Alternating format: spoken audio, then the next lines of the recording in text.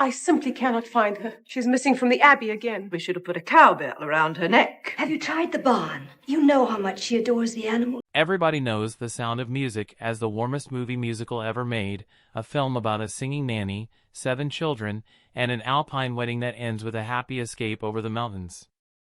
But sit with the production long enough and a very different story starts to surface, one built out of studio cover-ups, quietly swapped voices, a near-drowning nobody wanted printed in the papers, and a country that spent 40 years pretending the film didn't exist.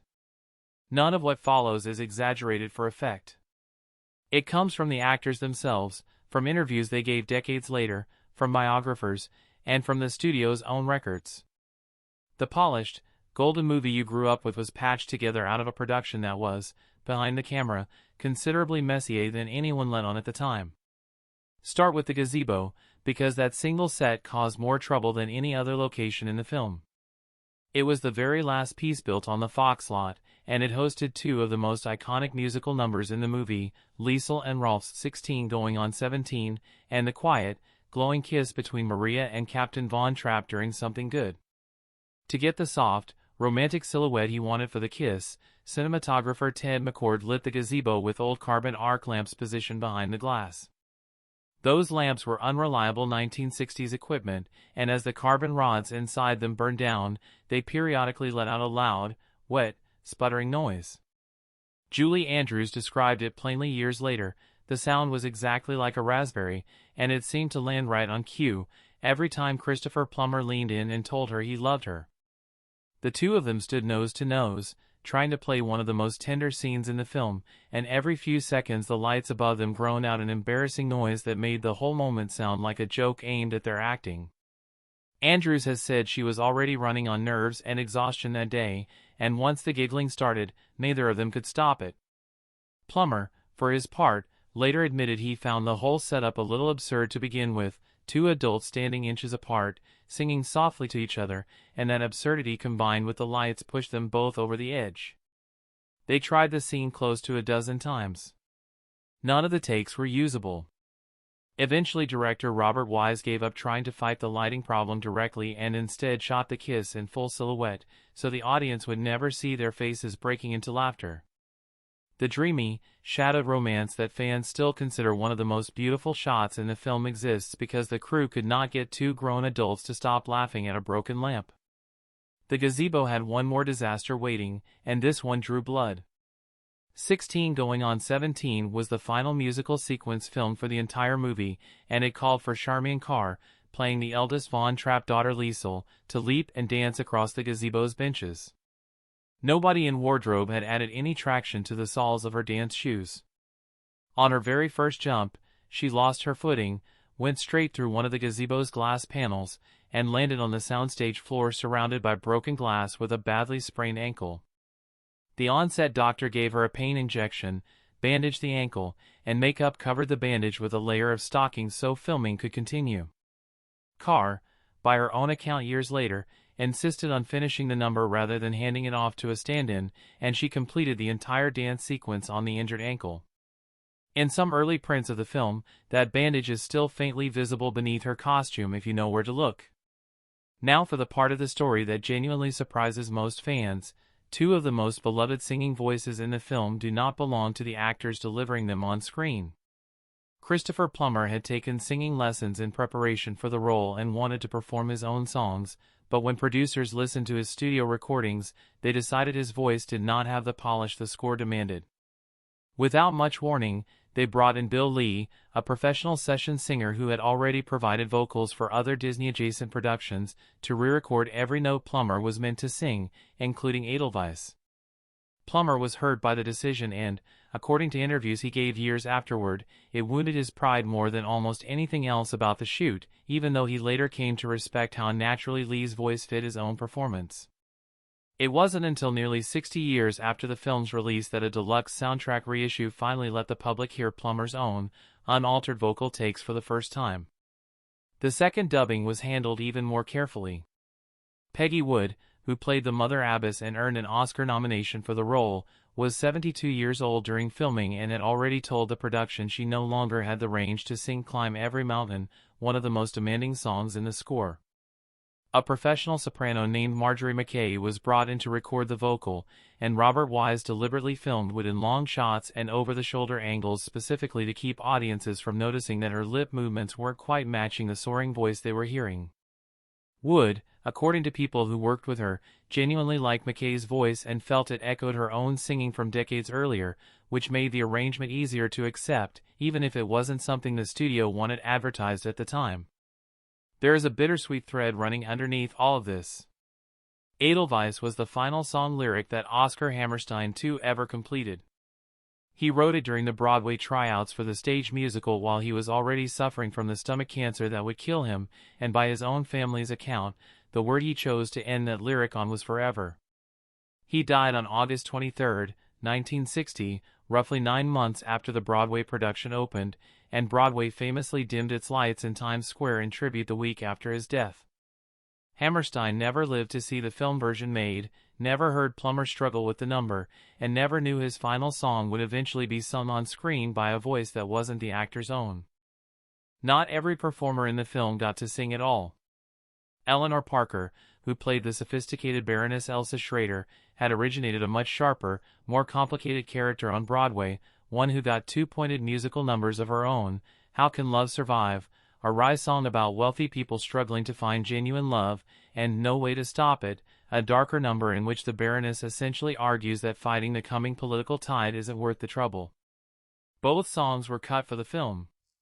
Robert Wise wanted the Baroness reduced to a simpler romantic obstacle rather than a morally complicated adult, and while How Can Love Survive survived only as a wordless instrumental during the party scene, Parker never got to sing on screen at all, despite having a trained soprano voice.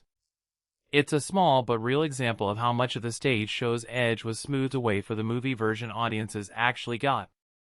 Then there is the near tragedy that the studio kept entirely out of the press. During the boat scene in the Do-Re-Mi sequence, 5-year-old Kim Carruth, who played the youngest Von Trapp child, Gretel, could not swim, and the production hadn't found that out until moments before the cameras rolled. The plan was simple: when the rowboat tipped, Julie Andrews would fall toward Carruth and pull her to safety.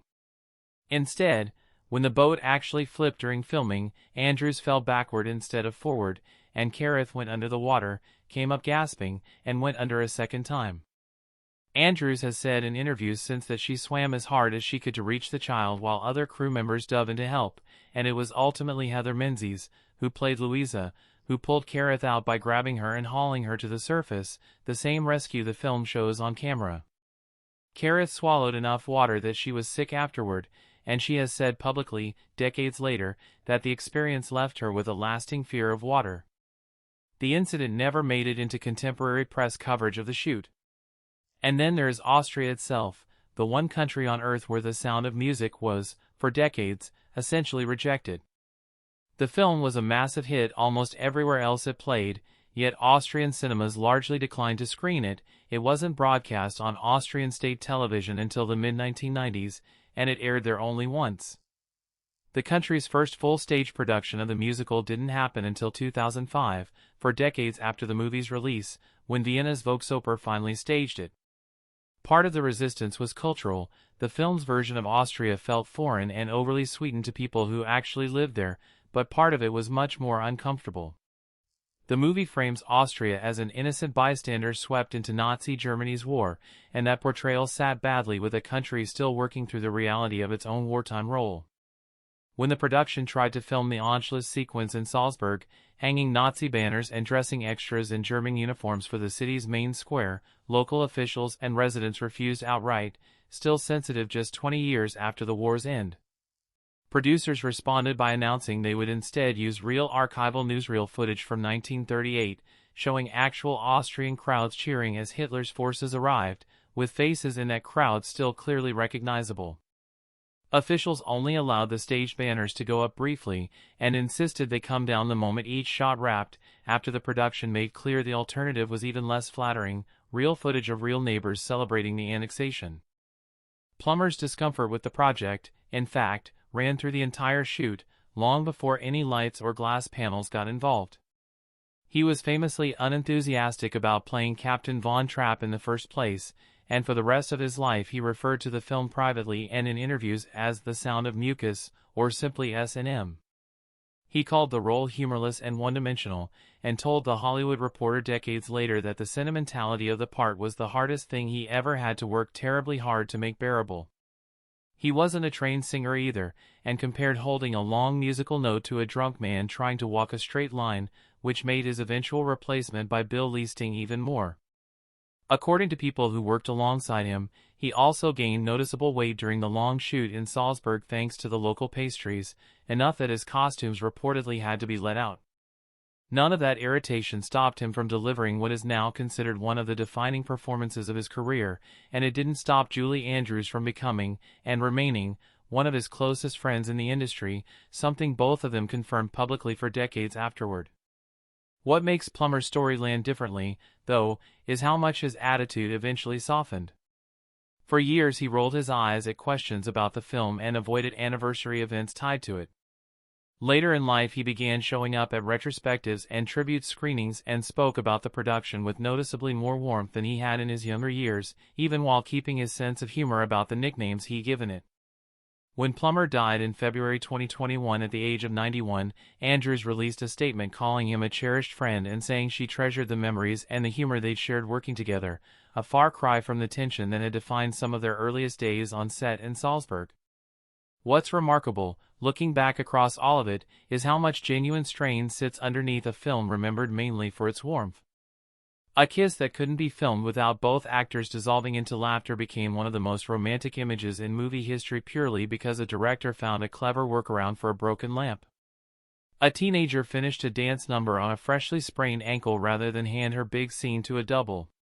Two voices that never belonged to the actors on screen carried some of the most emotional songs ever written for a musical, quietly, without most audiences ever knowing. A dying man's final lyric ended up sung by someone else's borrowed voice, in a film he never got to see. A 5-year-old came dangerously close to drowning in a scene about boats and childhood joy. And an entire country spent nearly half a century refusing to embrace a film the rest of the world had already declared a masterpiece, because the story it told about their history wasn't quite the story they were ready to hear. None of that makes The Sound of Music any less beloved. If anything, knowing what it actually took to get those scenes on film makes the finished movie a little more remarkable, and a lot more human, than the polished postcard version most people think they already know. It's worth remembering, too, that almost none of this was ever meant to be public. The studio had every incentive to keep it that way. A near drowning on set was the kind of story that could spook parents and invite lawsuits, so it simply never appeared in contemporary press coverage. A dubbed leading man was the kind of detail that could undercut how audiences related to a performance, so it stayed largely unspoken until interviewers pressed the subject decades later. An injured teenage actress finishing a dance number on a bandaged ankle became, in the finished film, just another effortless-looking scene, with no hint of the pain behind it. Even the diplomatic standoff with Austrian officials over Nazi banners was resolved quietly enough that most audiences watching the finished Anschluss sequence had no idea real archival footage of a real, celebrating crowd had been woven into a fictional retelling. Taken together, these aren't separate scandals so much as they are the ordinary cost of studio filmmaking in that era, when a polished, seamless final product depended on everyone involved, from the actors to the publicity department, quietly absorbing whatever went wrong behind the scenes and never letting it show on camera. 6 decades later, with most of the people who lived through it now gone, those stories have finally made their way into memoirs, interviews, and reissued soundtracks, giving audiences a fuller picture of just how much effort, injury, heartbreak, and quiet compromise it took to build something that still looks, on screen, like pure, uncomplicated joy.